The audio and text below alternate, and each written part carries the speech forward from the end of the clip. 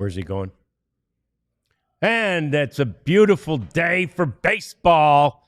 And we play 150 of these things. We got 12 left.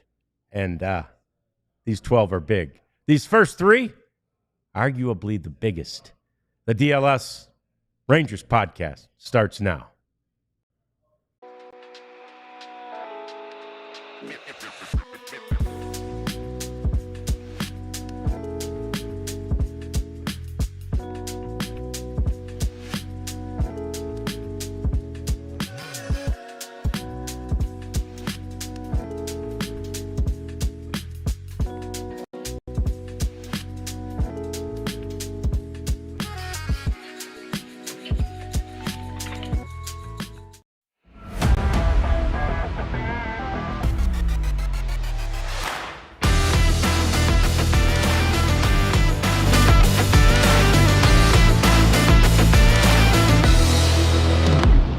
Those are the principles for this, the biggest series yet.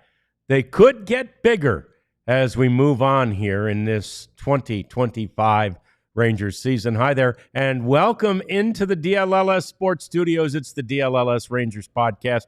John Radigan here, Jeff Wilson, boots on the ground in Houston, and we're crossing our fingers. Jeff, do you read me? We're having trouble with Jeff's audio. That's one of the reasons it was such a kind of an abrupt start to the program today. So Kat and Jeff are going to continue to work on that as I let you know what we've got for you today, which is a lot. And, of course, you see Jeff there in Houston. But we'll start with just talking about this series and how big it is. Of course, we'll review the season series between these two division and in-state rivals, some of the pros and cons of this particular series for the Rangers. And then, of course, our big-time cleanup segment. That's all coming up on the DLLS Rangers podcast. We want you to join us in the chat, as you always do. And we would like to remind you today that we are supporting Big Brothers and Big Sisters all month long, as we have been doing. And this is one of those days, one of those weeks, actually, where you normally have found, that button for a super chat. Well, that's for donations to Big Brothers and Big Sisters this week. So we'd really appreciate it if you would go ahead and hit that button and donate to Big Brothers and Big Sisters. Such a worthy and wonderful cause. But it's huge. It's a huge series for the Rangers in Houston. We feel like they'll always be pretty big if you're competitive at this time of the year. And yet, as recently as maybe 2.5 weeks ago, when the Rangers were 5.5 games behind the Astros, who were in first place at that time, it just didn't seem that possible. And then the Rangers go on this other run of 7-1, and then now 7-2, and all of a sudden you go, wow! And they swept the Brewers, and they take 2 out of 3 from the Astros, and 2 out of 3 from the Mets, and you're going, holy moly! The next thing you know, this team. This series, it's huge. And let's see if Jeff has audio now. I hear you. I think we hear you. Woo-hoo. That's great. Yeah, fantastic. Let's do it. And so that's how you get to this point. But I find it somewhat mind-boggling when you have a team that, again, at the beginning of the year, Jeff, we knew this team was supposed to be a good team, the Rangers. We knew the Astros, just because they do every year, will string something together. And then you play, 150 of the 162 games, and it comes down to a 3-game series that in many ways, certainly if one or the other team sweeps the other, it's all but decided. But, for the Rangers, if they take 2 out of 3, their path is pretty well set. Yeah, and you could say the same about the Astros, I guess. Though Yeah. They still have the Mariners right behind them. You're right. It is amazing, and it's going to be 153 games after this series, and it's probably still not going to be decided. It may be a lot closer, but not anything set in stone. So It starts though with the Rangers winning this series. They win the series. It puts them in right on the opening of the door, and then they have to come home and play better baseball at the home stand, and then go ahead and finish it off strong on the road. Are you hearing the echo that we are, Jeff? I guess so. Yeah. Okay. So, maybe that cleared it up. Okay. So, yeah, it's amazing. It's fun. It is. We'll get to some of the pros for the Rangers and the cons within this series. But in so many ways, it is so appropriate and so, I guess, awesome that it's these two teams, right? It comes down to these two teams who are not only rivals for quite a long time, really, pretty much ever since they've been in the same division, but certainly, ever since they both became pretty good in the middle teens, I guess, and particularly since 2023 and that American League Championship Series, right? I mean, the rivalry took on an entirely new life and went to a completely new level that year. And so it seems appropriate that these games, and again, this Cleveland series at the end of the season, we may be saying the same thing about it, but it won't be quite as, significant because it's not your in-state rival and the team that you've had so much history with. Well, and maybe it goes back to when the Rangers signed Nolan Ryan, from the Astros, who, sure, for whatever reason, didn't want to pony up as much money to keep a Texas icon and a guy who, is from basically the area, and so maybe it goes all the way back there. But you're right. Once they were forced to the American League, part of Bud Selig's condition for allowing the Jim Crane group to purchase the team, and that was in 2013. They had the opening night baseball game, and Matt Harrison pitched and didn't do very well. And then the next night, or 2 nights later, I can't remember, Yu Darvish almost threw a perfect game. But you're right, those Astros were awful. And then 15, they got better. The Rangers came back and got them in the end. In 16, the Rangers won the division going away. And really, since then, it's been the Astros. I mean, I don't think they've missed the playoffs since 14. I don't know. I can't do the math. But anyway, they won the World Series that year in 17. Maybe under the guise of some cheating, but they've been good. They've had a formula. Even with them trading away so many of their good prospects because they've been in contention, they've still pried a few loose. Excuse me, the shortstop, a good player. Um, Brown, the Pena, pitcher, yep. a really good player. So they have come up with some guys in their own system during this time. I believe Framber was one of theirs, of course, and he's at the end of his rope. But this is they've had the formula, whatever it's been. These guys have been able to do it, and maybe it's ending now. They're petered out. They had to do a lot of overhauling in the off season. The pitchers who were injured last year, who they thought would be back, are just now getting back and probably aren't in the form that the Astros would like them to be. They're without their closer right now, so there are a lot of things going on with this team that just aren't quite like they've been in the past. No, it's so true, and it's interesting because you always feel like, okay, this has got to be the year where the Astros start to fade. And honestly, we may be watching it at this very moment as the Mariners have just passed them, and by holding on to win yesterday, they're 9th in a row, now have a 1-game lead on the Astros in the division. There's the American League West standings. You see the Rangers 3 back of the Mariners and just 2 back of the Astros. And, of course, right now, the Astros also hold that 3rd and final wild card spot. And so the Rangers are in that stalking position in those wild card standings as well. Another reason that the series is so big, right? I mean, you can overtake the Astros and that last, that final spot in the wild card by winning 2 out of the 3 games, and certainly if you sweep this series, obviously,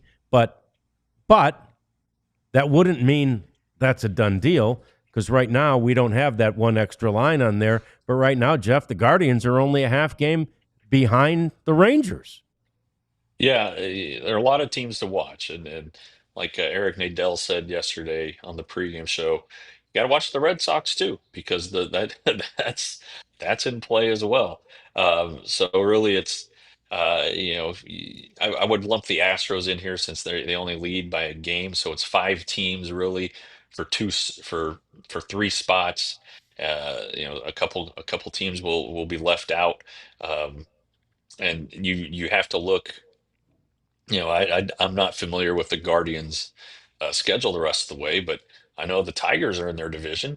I know the Royals are in their division, and those are good clubs. And then of course the very last series against the Rangers in Cleveland.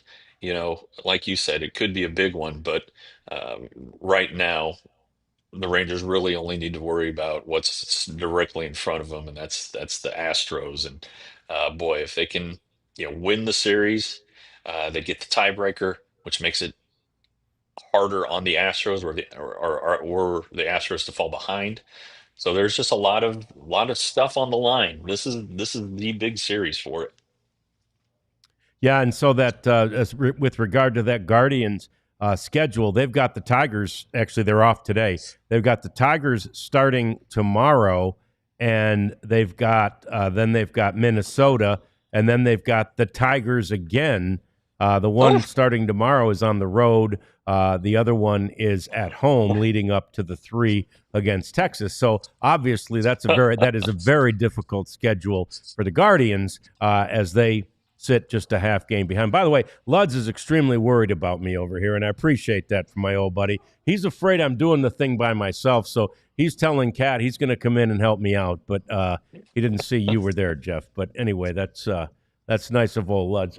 But so that puts even more of an emphasis on these end of the season games. And I know I complained loudly about the fact that the Rangers were concluding the season with, of all people, the Cleveland Guardian. And as it turns out, we may be sitting here in a week or so saying this is the biggest series of the season, as we are about this one right now. And Blake put it in the chat earlier too. He said, this is the make or break series of the season, and we believe it is. But history tells us that funny things happen at the end of the year, and that Guardians series, which by the way, Jeff will be on the road for that one too.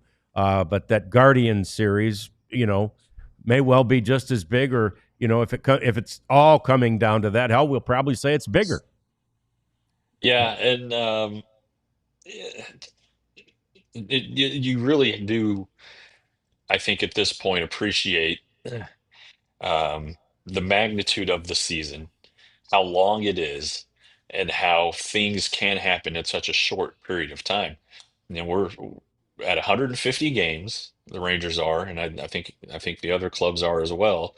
And we're talking about 3 games right now that could determine everything for their, in regards to their playoff futures. And it's pretty interesting. We've always said, John, we've said it many times on the podcast, a lot can happen in 80 games. A lot can happen in 40 games. A lot can happen in 30 games. A lot can happen in 12 games. Yeah. Just kind of, look at what the Rangers have done in their last 21 games, going 16-5, you know, and now they're right there. And if you want to go, narrow that down even further, they're even better. So it's ridiculous. Um, but it does drive home the point. Anything can happen in a short amount of time in baseball, because we are, after 150 games, talking about the importance of 3 games, 151 through 153. Yeah, pretty cool. It's really fun. It's really exciting. You talk about must-watch TV. It's these next 3 games between the Astros, and of course your Texas Rangers. They're huge. I mean, and they'll be so much fun to watch. Later in the show, we'll get into the pros and cons about what pros the Rangers have as they head into this series, and the cons. The biggest pro, I don't think I need to tease too much, is the fact that the pitching sets up so well for the Rangers. But we get to that a little bit later. Coming up next, let's review this season series, because the Rangers need only one win to win it, which could be huge, not just because if they win it, they get to bring home the silver boot. But we'll talk about all of it next on the DLLS Rangers podcast. First, though, Shady Rays, my favorite sunglasses out there, just because summer is waning. I've actually saw in my weather app today that this week is supposed to be unseasonably warm. So you know what that means in Texas. Unseasonably sunny, which is awesome. You'll need your Shady Rays all week long. You'll really need them all winter long. That's one of the things I love about living here rather than up north. November hits up north and it's gray from then until May.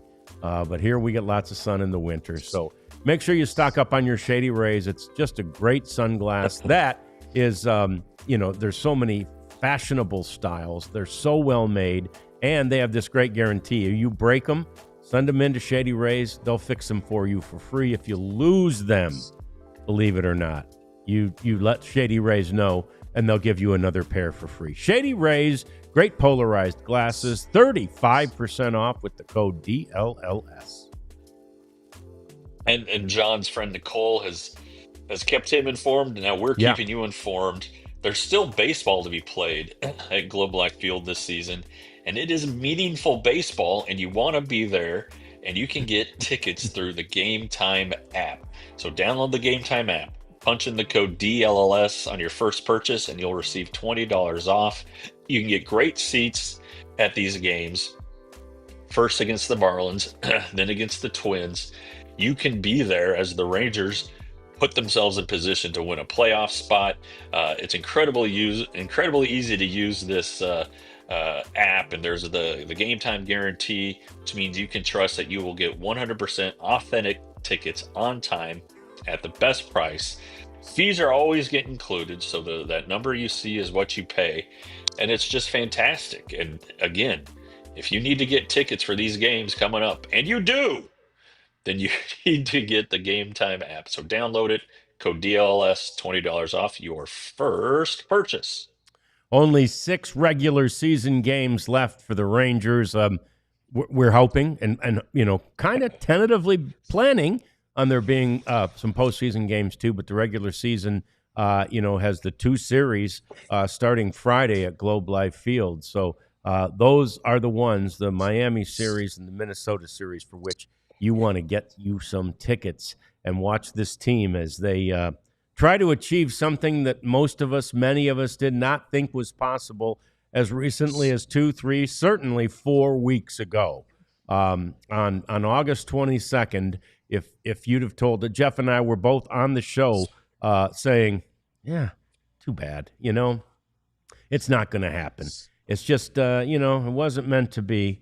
We weren't on Friday the 22nd, so we were probably saying it on the 21st. But it just didn't look like it was going to happen that day. They had that terrible series, that road trip to Toronto and Kansas City.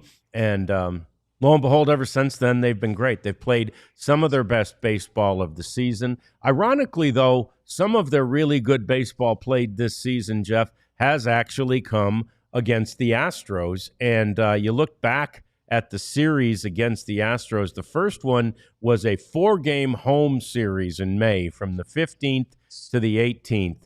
And the thing I loved about that one, the main thing to love was that there was a 1-0 shutout victory in game 1 of that 4-game series.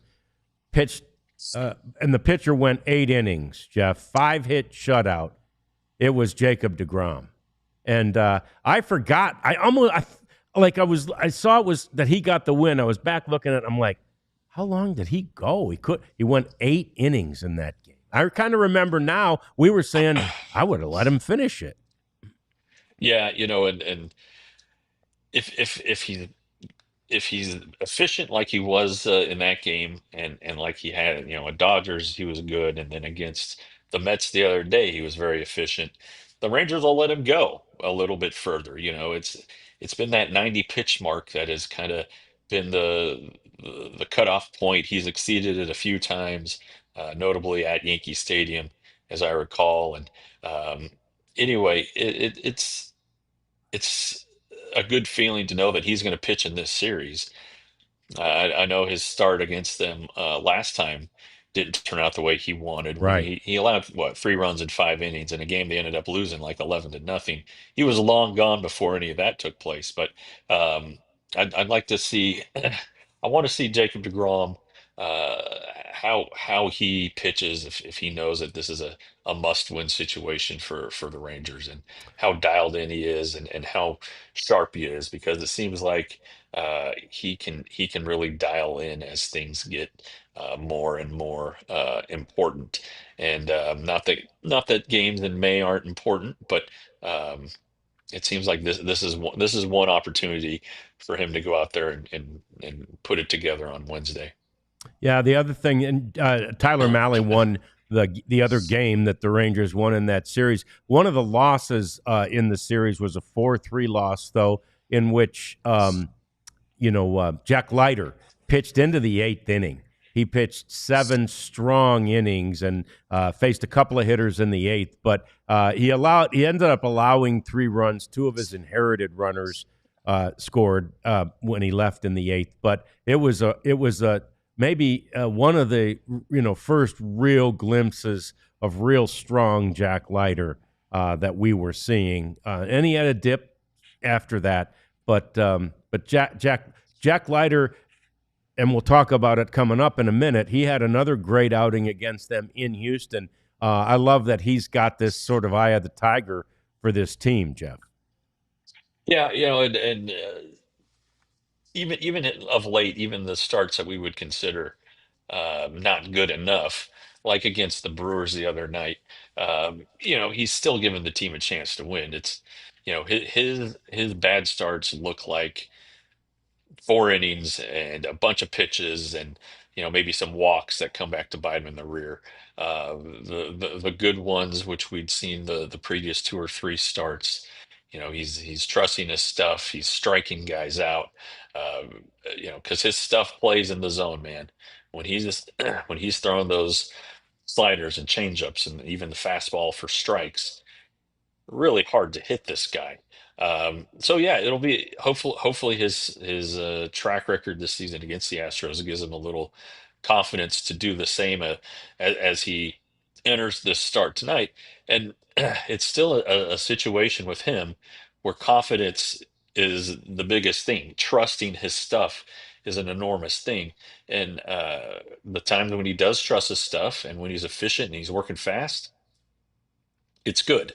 So it'll depend on, hopefully that's the lighter the Rangers get tonight.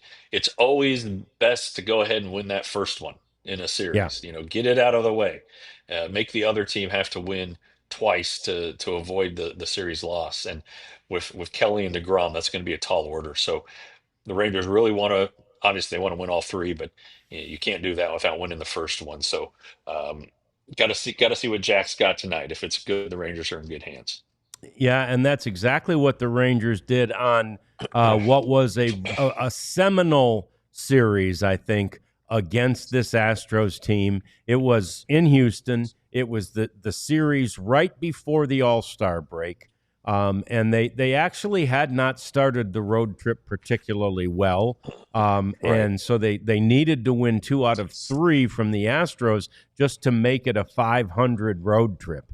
And Jack Leiter started game 1 of that series as well. It was on 7-11, the 11th of September. He goes 5 1/3, allows 3 runs on 5 hits, strikes out 6. The Rangers win game 1 of that series, and that was huge. The next day, the Rangers lost, but trailing 3-1. Framber pitched that game, by the way, and trailing 3-1 in the 8th inning.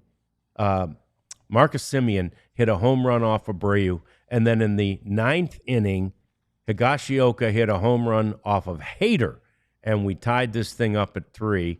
And then the Astros, they went on to win it in 11, I think it was, Jeff. But, that was, I thought that was I remember just being such a super exciting game. And when you can get to either one or both of those guys late in the game, now obviously Hader's not have to worry about him, but when you can get to somebody like that, that does a lot for your confidence, even in a loss. Yeah, and that was a game where Robert Garcia's struggles kind of began. Mm-hmm. He that was the one, and the Yeah. Rangers were in a position to win the ball game, and then he was just not very good as he came back out for the final inning there. So you're right. They could have won all three because Evaldi came out the next night. Maybe he had something to prove being left off the All-Star team. But he what, 1 run in 7 and 2/3 innings. The Rangers beat Hunter Brown.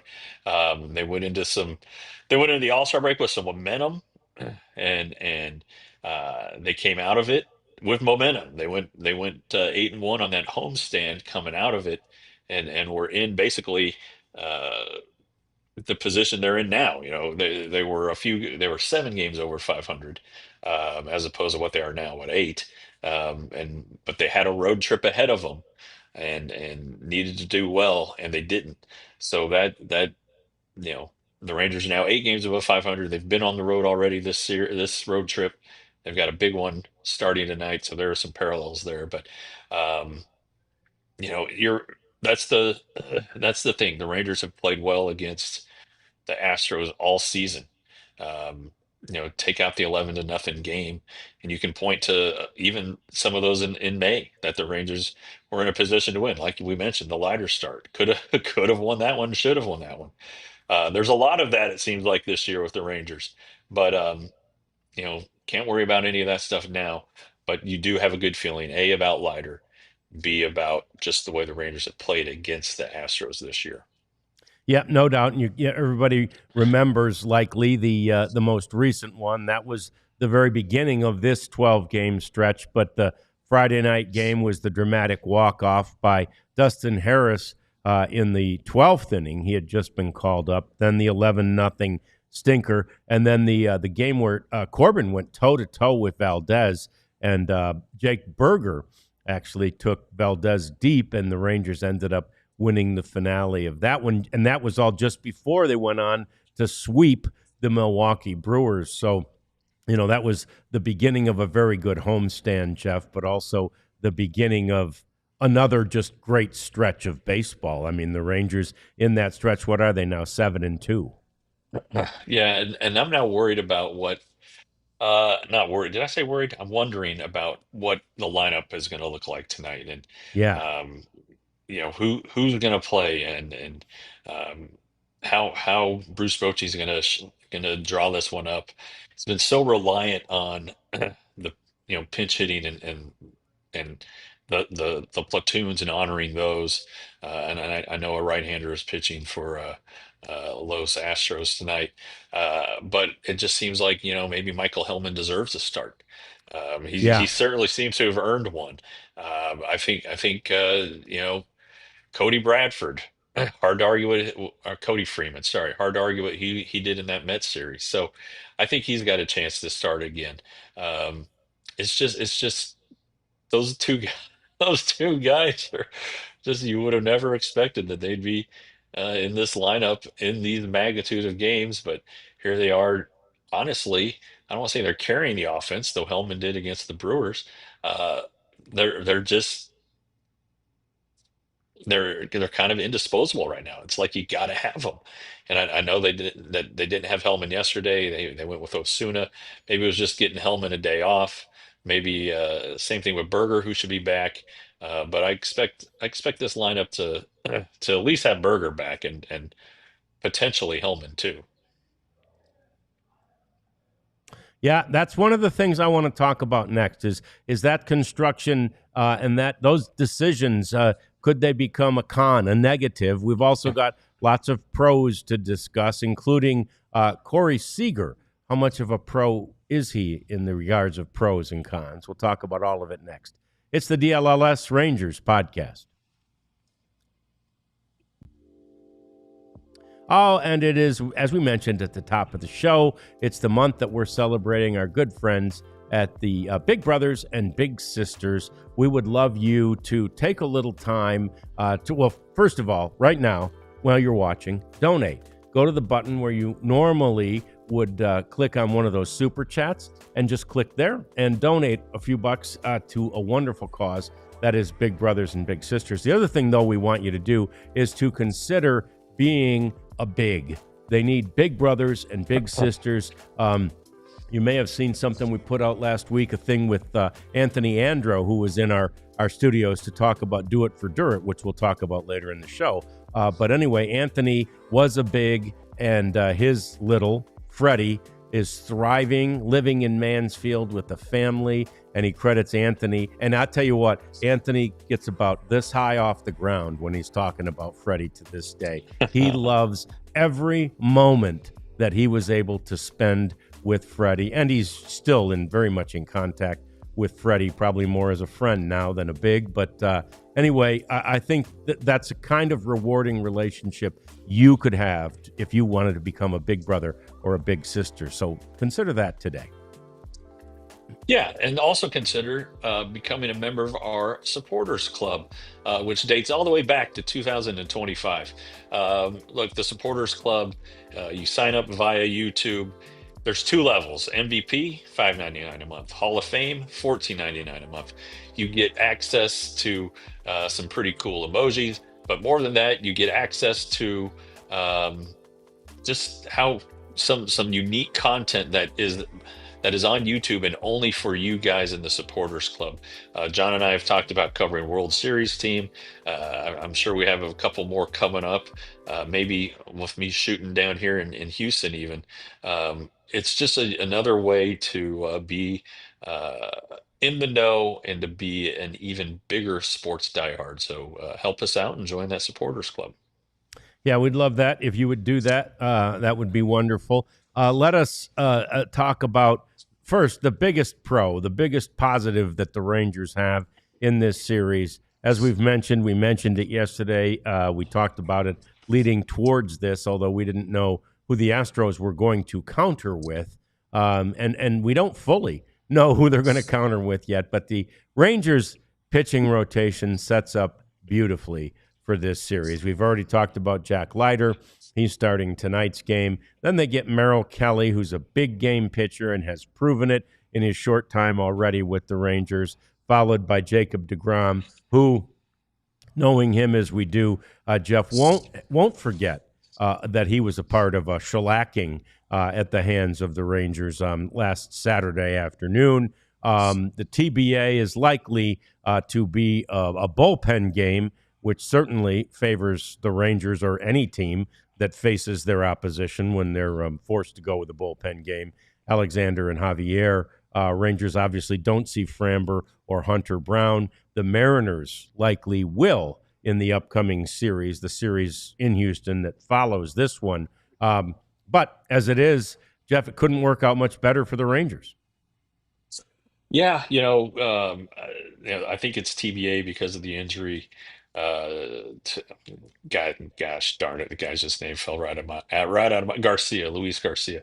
Um, so that's one of those guys they were counting on coming back. I believe Urquidy is close to coming back if if he isn't already back. Um, so, there are some options out there for the Astros. Their AAA team is still playing. I'm not sure what they have down there in Sugarland, but hey, he's probably only about 25 minutes away, so there's that. But the pitching definitely appears to match up for the Rangers. And then, when the game gets late and gets into the bullpen, Abreu has been closing games for the Astros. He blew one the other night against Toronto, and he's not Josh Hader, and he has a history with the Rangers, and the Rangers are very familiar with him. That's there's always been that theory that you know you have a closer in the division that your opponents see a ton, and he loses his effectiveness not because he isn't good anymore, but because he's been seen so many times, and the hitters know what to expect. Um, No, I don't necessarily buy that in a case like Josh Hader or Andres Munoz, who's very good for the Mariners. But um, you gotta like where things set up pitching wise for the Rangers for sure. Um, Alexander has some nice numbers, but he's still pretty young and inexperienced. And Javier, who's been very good in the past, he throws a sinker ball, keeps the ball on the ground. But you can get him through. You can get him in the air though too. You can do that, and if he's up in the zone, and you can look his ERA in a small sample size is pretty elevated. He'll still strike out some guys, but as he's coming back from surgery, I think he's not quite where he was pre-surgery, and where the Astros probably wish he was right now. Yeah, another certain positive for the Rangers is the fact that Adolis Garcia healed more quickly than the Rangers expected, and probably more quickly than he expected. And Adolis Garcia is obviously available. He played yesterday in right field. He wasn't just relegated to designated hitter duty. So we can expect to see Adolis in there in right field for all three games unless something else happens. And because of what he has done in Houston, Jeff, and what he has done against Houston, I believe that, and he feeds off of the hate, right, that they shower upon him, especially down there at Daikon Park or Daikon, however we say it. Anyway, I think that's very much a positive for the Rangers that Adolis is back. I agree with you. And the numbers don't lie. He's just great against the Astros, and this ballpark, with its crazy dimensions there in left field, you don't have to hit it far in the air to get it out. And then right field, he's been known to go that way as well as he did in Game 7 with his second home run. Um, Short fence doesn't take much to get it out there. On the defensive side, he won't have a ton of ground to have to cover because right field is so small at this park. So um, he finds himself in a good spot here. Just coming back. Maybe you're a little rusty, but maybe certain courses for certain horses, and this is definitely one for him. So maybe that'll help him. In game two, he's only had the first game back yesterday, and the last at bat stands out, but he put the ball It in does. place a couple times, and um, made that nice sliding catch. So his feet have definitely gotten wet, and you know. Maybe just walking into that ballpark and hearing the first round of boos is all it's going to take for him to get hot.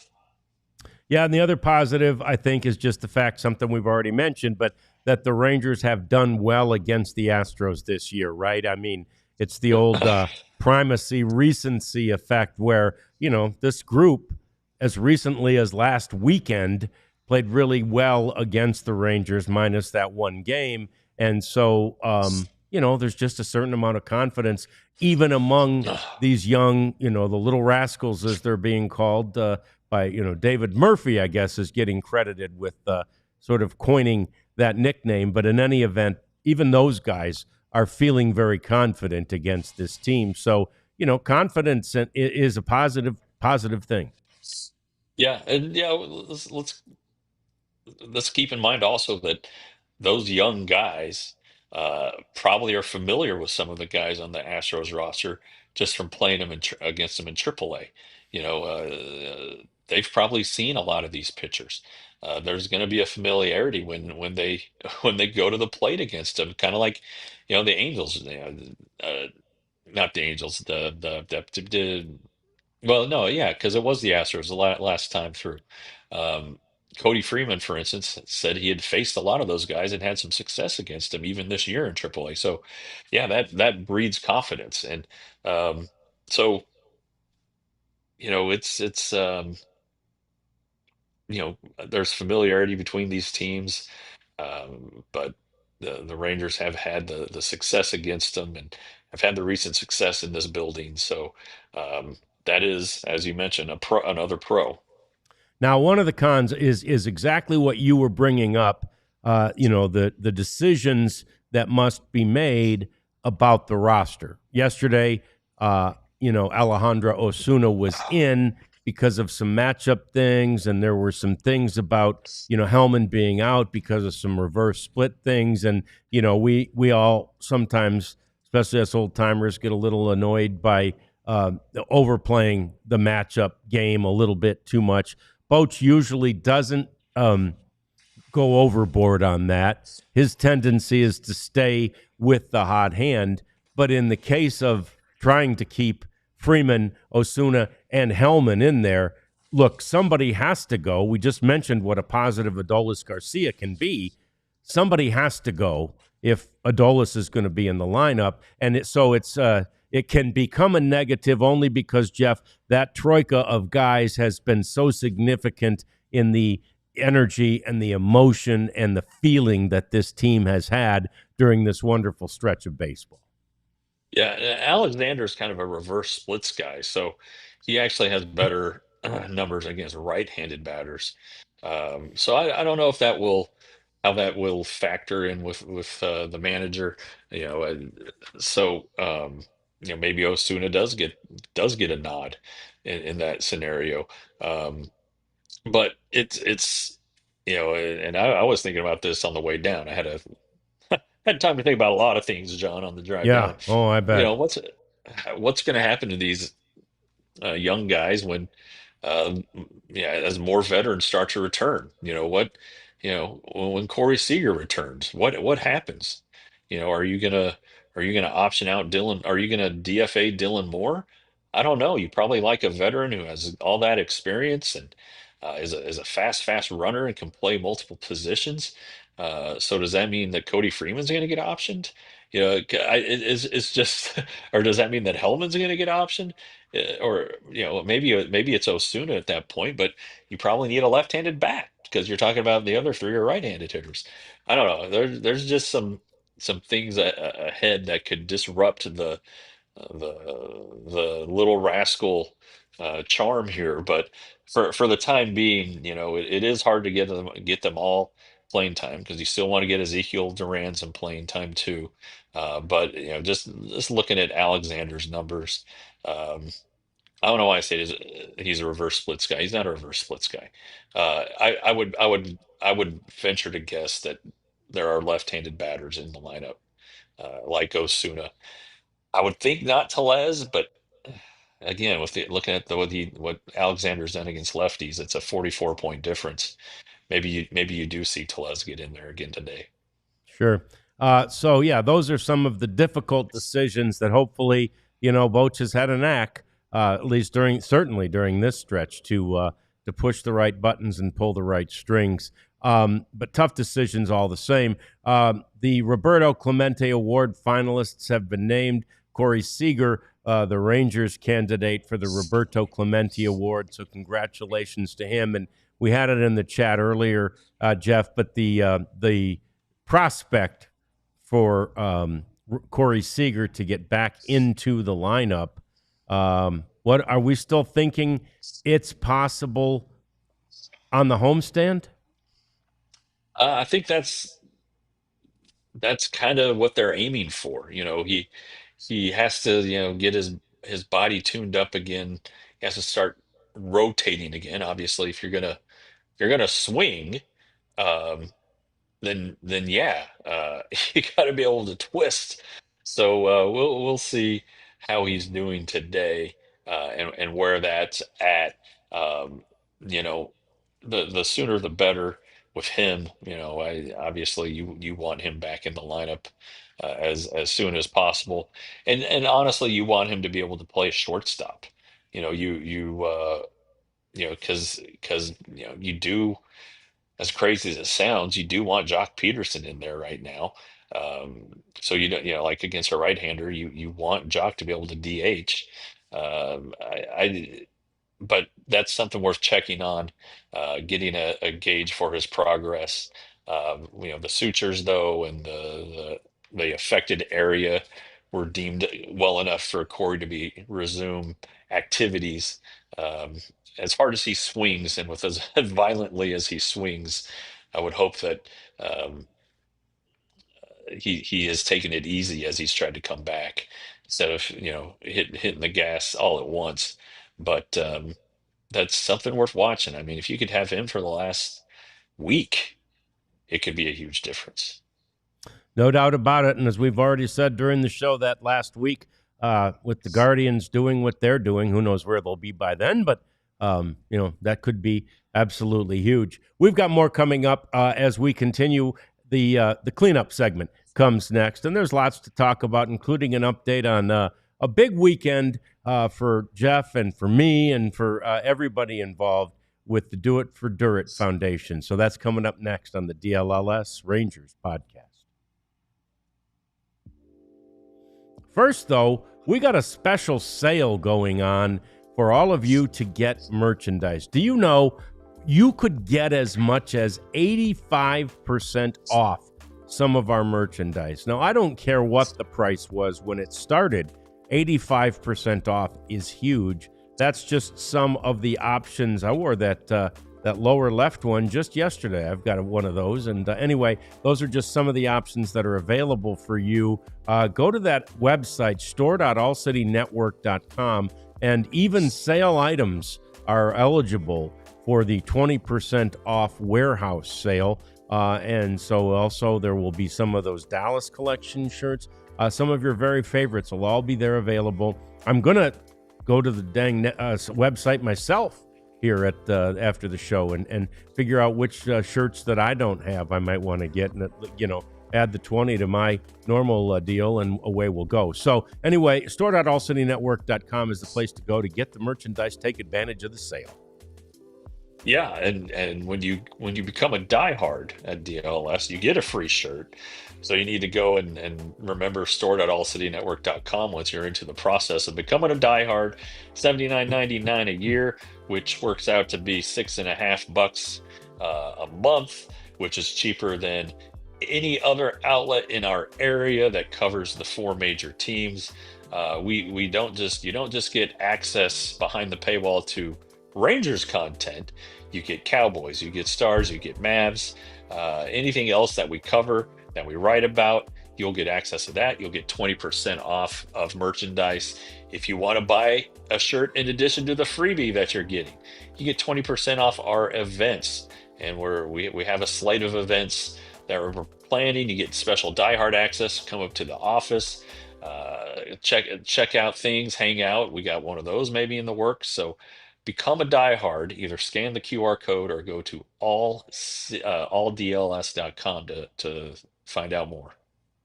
Yeah, and we've got a wall that all of the famous people who have been on our show have signed. We've also got a spot over here on a pillar, a beam that is for the diehards to sign. So we got a diehard signature beam over here, and you're going to want to get in here via one of those events and sign the beam. No doubt about that. So our cleanup segment starts with Cal Raleigh. We mentioned yesterday he got that 54th home run of the season, tying him with Mickey Mantle for the most by a switch hitter. But now he's got his sights set on 57. 56 home runs would tie Junior, not Cal Ripken Jr., not that Junior, Ken Griffey Jr., for the most in franchise history. 57 would be that magic number.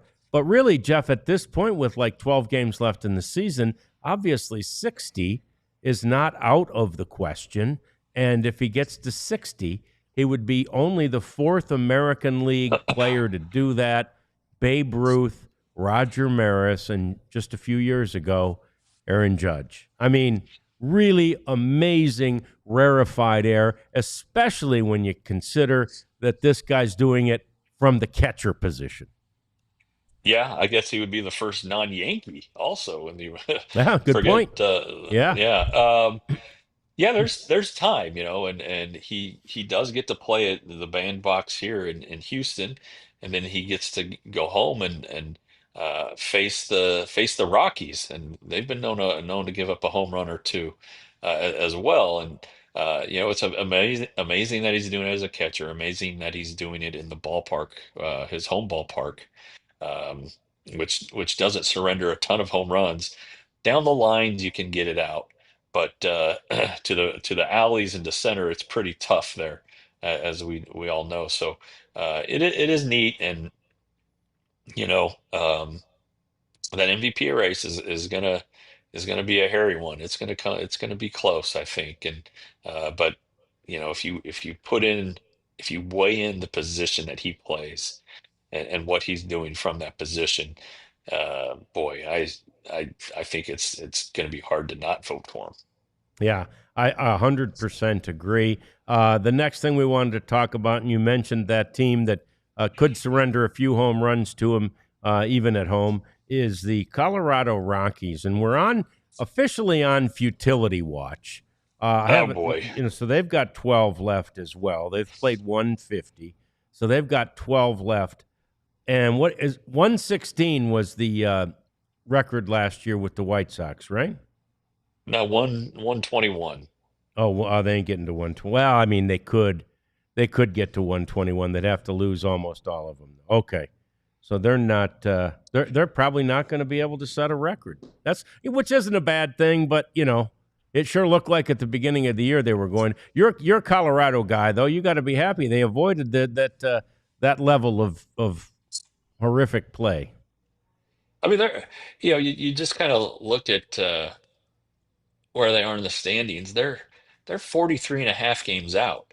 Um, that's a pretty staggering number. I believe the White Sox were even further out last year because the Guardians had more wins than the Dodgers seem to have right now.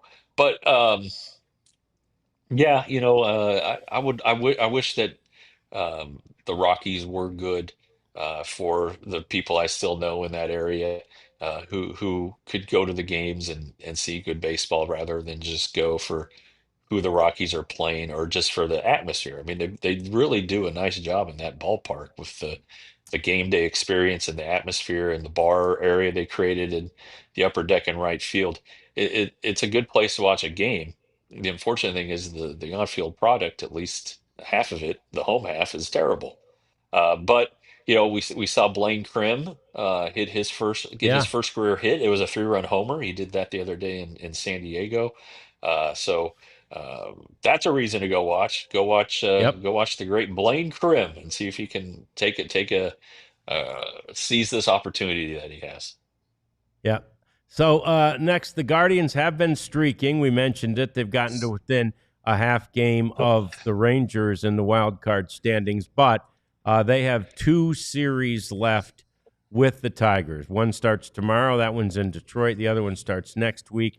That one is at home. And then, of course, the homestand and the season for them concludes with the Rangers in town. So it's not easy sledding, obviously, at this point for the Guardians against the Tigers, who, they're 6.5 games ahead. I don't think they're worried about not clinching the division, but they've got to play well, Jeff, just to make sure that they don't have to worry about clinching the division.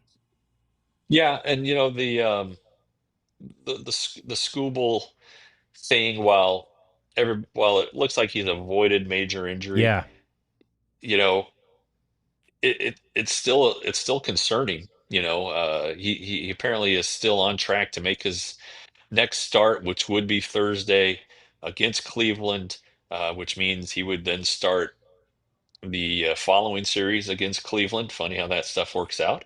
Um, but apparently everything is fine with his side, and they're gonna let him go back out there.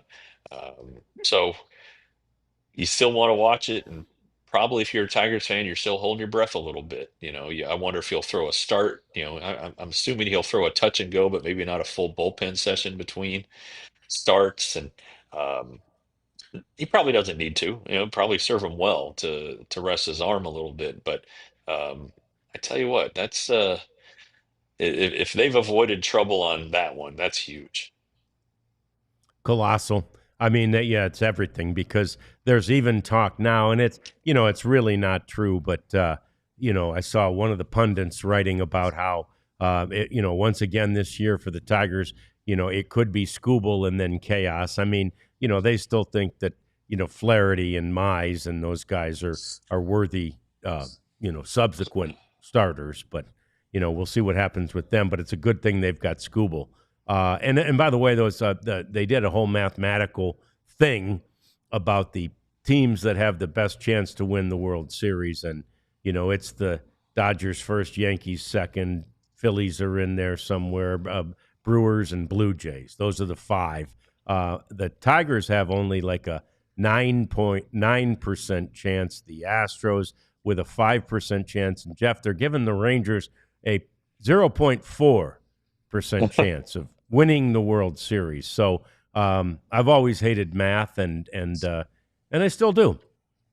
Nick Kurtz hit the longest home run in over 2 years at their little minor league ballpark out there in Sacramento. But when you hit him 493 feet, Jeff, it doesn't matter what ballpark you're in. He went 493. Last time anybody's gone that far, June 30 of 2023, that was Shohei Ohtani when he still played for the Angels back in those days, Jeff. So that young man is hitting bombs. Yeah, and that's he's going to be a problem for the Rangers, the American League West, all of baseball here for a long time, because that's pretty good. And the ball is going to fly, and ball's going to fly in Las Vegas. Yeah, I don't care what, if they have a humidor, if they keep the roof closed, whatever they're going to do on this new ballpark, the air is still thin, man, and and there's a chance for some pretty high numbers to come out of there. You just look at their minor league team, and how many runs that they score and allow, and they're in Henderson, just outside of Las Vegas. The ballpark, their old ballpark used to be Cashman Field, which is right outside of downtown Las Vegas in a pretty shady area. Um, and the field was hard as a rock because it was so dry. So you'd get a bunch of infield hits like you do in Arizona, where you chop it in front of the plate. All of a sudden, the guy's at second base because it went down the left field line. Um, so there's going to be some of that. And again, I really bet that ball sails out of that ballpark. Yeah, it sure did for Kurtz in Sacramento, no doubt about that. And finally, Do It for Durrett was this weekend, the golf tournament. Great fun out there at the Grapevine Golf Club for Jeff and I, who had a chance to play with Colby Lewis and others. And but then the event, Jeff, turned out real well at Texas Live Friday night, didn't it? Yeah, it did, and I was, obviously we're thrilled with the amount of money we were able to raise uh, for the whole day. I think it was approached 300,000. I don't know if that, I don't know if that's before or after our bar tab. Hopefully after, but the music was great. George Dunham's band, the Bird Dogs, they did a nice job, and then Josh Weathers and Rhett Miller, both those guys got some pipes on them. They can sing. I really wasn't that familiar with Rhett Miller and the old 97, so He's great. I spent some of my drive down here listening to that alt country, which I wasn't aware of. I liked the songs that were more country than alt, but there's some pretty good ones in there. And he and Josh were both terrific afterwards, spending some time with Margot Durrett, the youngest Durrett child, and she came out of there pleased as punch with a couple autographs and some guitar picks. So, but the important thing is how much money we raised, and we hope to continue to bring awareness to our cause, which helps families affected by the sudden loss of a parent. It's just awesome. Wonderful weekend, wonderful cause, and so proud of all of you who were there to help, support this cause and not only donate to the wonderful Do It for Durrett Foundation, but also have a little fun either at the golf tournament or at the concert there at Texas Live on Friday night. So the big one starts tonight. It's the Rangers in Houston to take on an Astros team that has not been playing anywhere near as well as the Rangers have lately. Let's see if that trend continues. It all starts tonight. Jeff's There Will Be On tomorrow again at this same time, 1 o'clock until 2 o'clock tomorrow, Wednesday. We bring you a post-game show from the finale. That'll be a night game. So we'll be on late Wednesday night talking about what we hope at this point will be at least a series win on the DLLS Rangers podcast. We'll see you then. We all silly like the mayor.